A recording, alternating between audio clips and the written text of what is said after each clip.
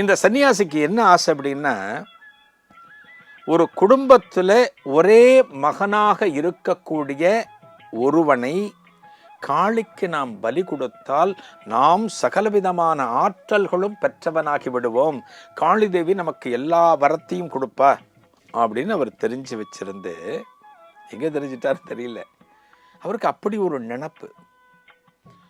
ஒரு குடும்பத்தில் ஒரே மகனாக இருக்கணும், அவனை பலி கொடுக்கணும் அப்படின்னு யோசிக்கிறப்ப கருப்பண்ணனை பற்றி தெரியறது. கருப்பண்ணன் குடும்பத்தில் ஒரே பையன். எப்படியான இவனை காளிக்கு பலி கொடுத்தாச்சுன்னா நமக்கு எல்லா ஆற்றலும் கிடைச்சிடும், நம்மளை மிஞ்சி யாருமே இருக்க முடியாது அப்படின்னு நினைச்சு அதற்கான திட்டமிடுதல்களை ஆரம்பிக்கிறேன்.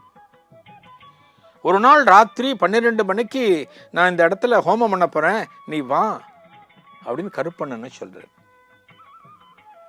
வர சொல்லிட்டு இவரோட திட்டம் என்ன அப்படின்னா, இந்த கபட சன்னியாசியோட திட்டம் என்ன அப்படின்னா, அந்த இடத்துல ஏற்கனவே ஒரு குழியை தோண்டிட்டார். ஒரு ஆளை புதைக்கிறதுக்கு என்ன குழி, அந்த குழியை தோண்டிட்டார். இந்த கருப்பண்ணன் கருப்பண்ணன் கிட்ட ஏதான ஒரு பணியை கொடுத்து, அந்த பணியில கருப்பண்ணன் அந்த வேலையில இருக்கிறப்ப ஒரு அருவாளால ஒரே போட்டுடணும் அப்படிங்கிறது அவருடைய திட்டம்.